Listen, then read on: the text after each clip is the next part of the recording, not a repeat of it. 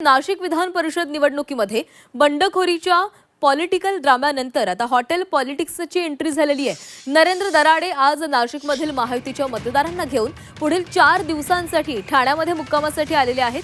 विधान परिषद निवडणुकीपूर्वी नाशिकमध्ये नगरसेवकांचा घोडेबाजार होऊ नये याकरता नगरसेवकांना हॉटेलमध्ये ठेवण्यात आले। कल्याण रोड येथील साह्या ग्रँड या हॉटेलमध्ये या नगरसेवकांना मुक्कामी ठेवण्यात आले।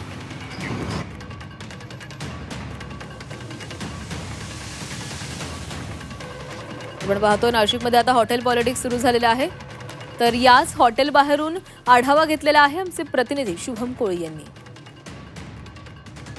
ठाण्यामध्ये सध्या मी आता आहे। ठाण्यामधील हे जे पाठीमागचं तुम्ही एक हॉटेल पाहत आहात त्याच हॉटेलमध्ये जे आहेत सध्या हॉटेल पॉलिटिक्स नाशिक मधील विधान परिषदेची पाहायला मिळते। युतीचे जे उमेदवार आहेत दराडे त्यांच्या माध्यमातून जे उमेदवार आहेत त्यांनी ही हॉटेल पॉलिटिक्स सुरू केली आहेत। सर्वच मतदारांना घेऊन ते या ठिकाणी आता पोहोचलेले आहेत आणि 4 दिवस ते असं सध्या ठाण्यामध्ये ठिय्या मांडणार आहेत। त्यांच्या जे मतदारांना देखील ते प्रशिक्षण या माध्यमातून देणार आहेत। त्याचवेळी आता येणाऱ्या काळामध्ये नाशिक विधान परिषदेमध्ये कशा प्रकारचे चित्र पाहायला मिळतात, हॉटेल पॉलिटिक्स कशा प्रकारे रंगते हे सुद्धा पाहणं येणाऱ्या काळामध्ये महत्त्वाचं असणार आहे। शुभम कोळी, झी मीडिया, भिवंडी, ठाणे।